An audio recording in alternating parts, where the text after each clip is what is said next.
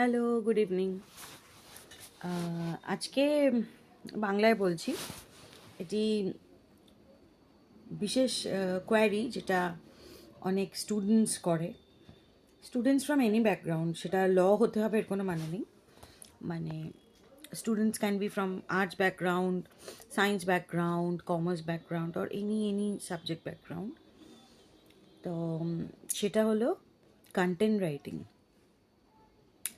আমি এককালে content writer ছিলাম এবং আছিও, ফ্রিল্যান্স করি। এককালে একটি কোম্পানির সাথে আমি ফুল টাইম যুক্ত ছিলাম, but due to some personal reason আমি সেইটা বন্ধ করে আমি তাদের সাথে কন্ট্রাকচুয়াল করে নিই এবং letter on gradually I became a freelancer. তাতে আমার আর্নিংও অনেক বেশি হতো, because when you have one client or you are working under one company, chances are there ke you will earn a good salary plus a few perks, that's it. But when you will be working as a freelancer, you can choose your own time, you can choose like ki bolbo, your own niche, you can choose your own clients, you can choose your own rate, যে আপনি কত রেটে কটা article লিখবেন বা কত লিখবেন।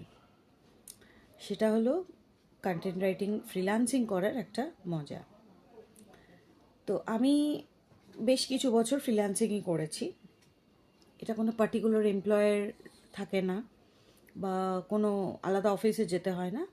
Work from home, work from mountain, work from seaside, anywhere you can work.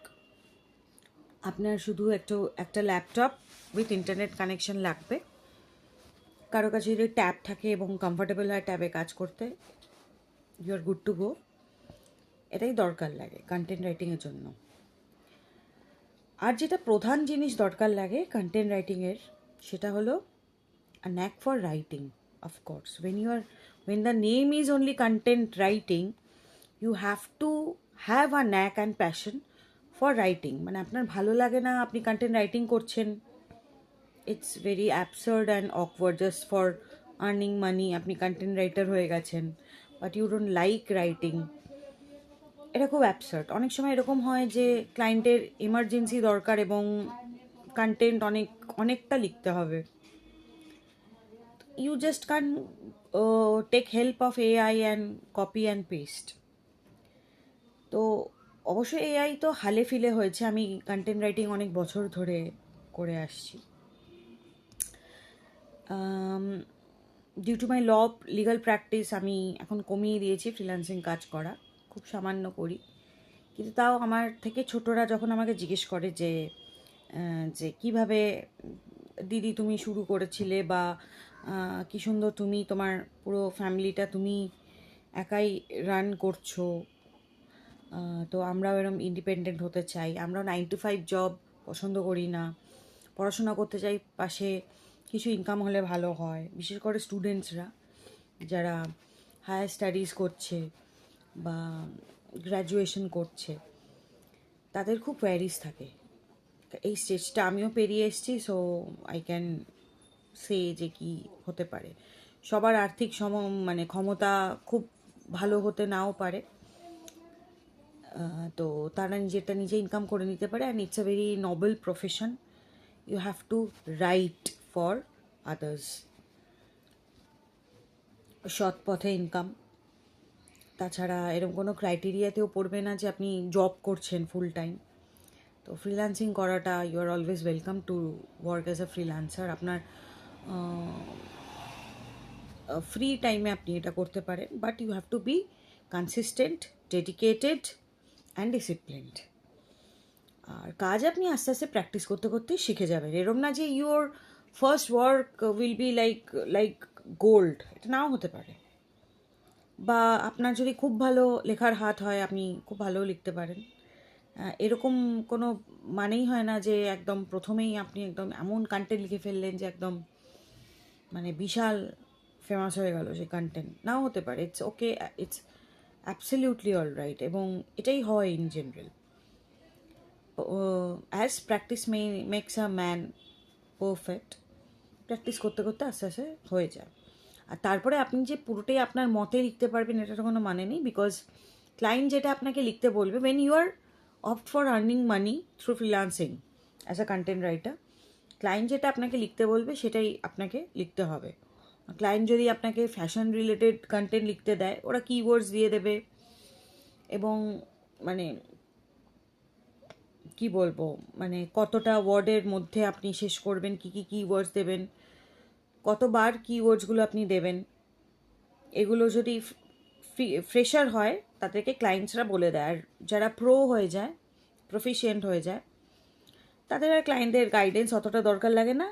Still client একটা জিস্ট বলে যায় যে I want this, I want this, I want this, ওই অনুযায়ী আপনাকে করতে হয়, এসইও রিচ করতে হয়, সার্চ ইঞ্জিন অপটিমাইজেশন যেটাকে বলে, আদারওয়াইজ গুগলে খুঁজে পাওয়া যাবে না। আবার তার মধ্যে কপি পেস্ট হলে আবার প্রবলেম, প্লেজিয়ারিজম হলে প্রবলেম, এগুলো দেখে শুনে ভেবে চিন্তে করতে হয়। এআই দিয়ে কপি করে লিখলে তো খুবই প্রবলেম, এআই ডিটেক্টর দিয়ে চট করে ধরে নেবে। এবং প্লেজিয়ারিজমেরও একটা ক্রাইটেরিয়া আছে, percentage of plagiarized content is okay, কারণ কিছু তো আপনার মিলে যেতেই পারে।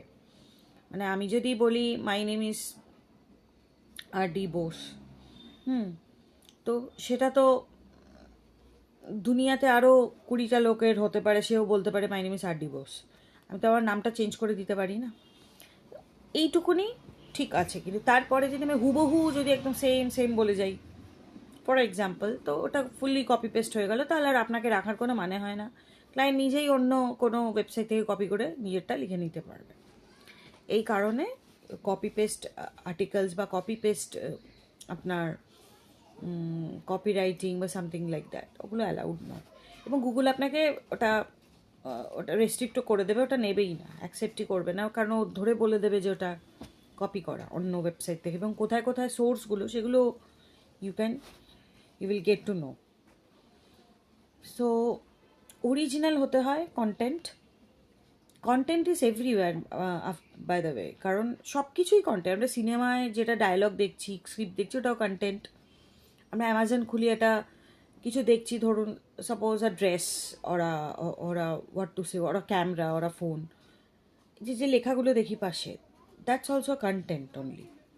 সব কিছুই কন্টেন্ট। এই যে আমি এটা বলছি, এটাও কিন্তু একটা কন্টেন্ট। আমি যদি কোনো স্ক্রিপ্ট করে বা কিছু লিখে বা কিছু তৈরি করে বলছি না, আমি কোয়ারিজগুলো না প্রায়শই পাই, মানে অনেক আমার ভাই বোনেরা জিজ্ঞেস করে আর কি, যে তুমি কিভাবে করেছো, তুমি কিভাবে আর্ন করতে, তা আমাদেরকেও একটু বলো। দেখো, সব কিছু, সব ডিগ্রি কোর্সের সাথে তো ফুল টাইম জব করাটা অ্যালাউড না, তা আমি করতেও পারিনি।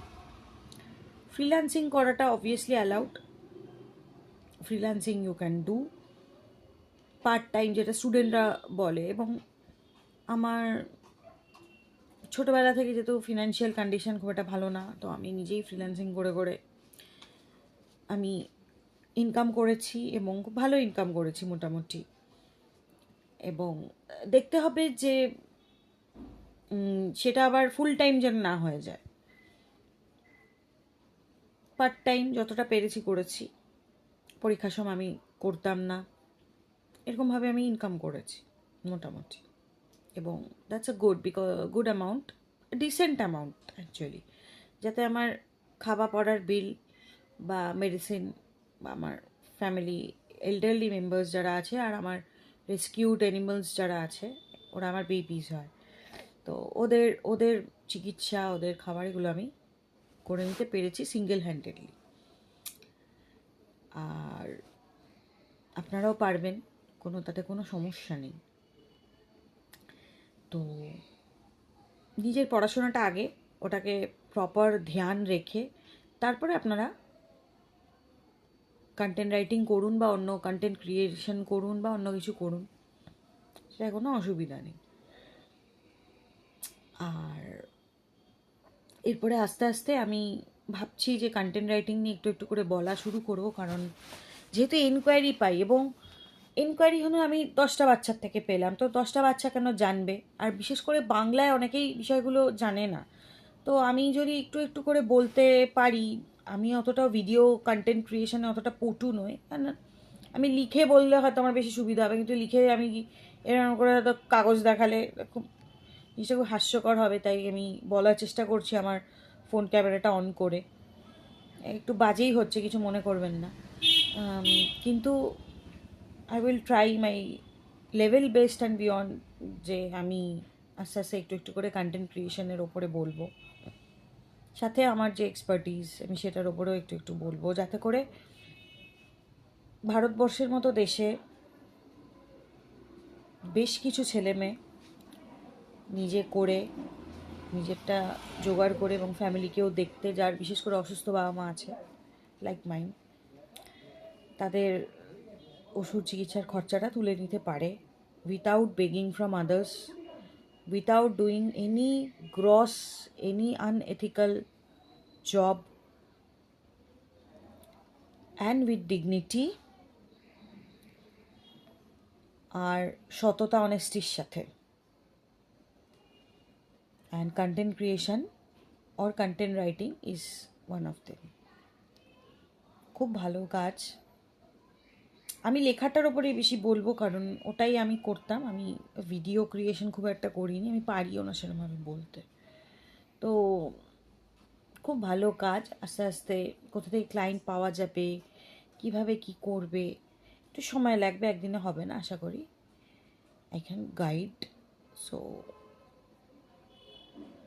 যদি মোটামুটি আমার ভিডিও থেকে আপনারা একটু উপকৃত হন, তো ইটস ওয়েল অ্যান্ড গুড। এটাই আমার intention, to teach you and to teach you about the subject in which I'm good. So let's do it from now.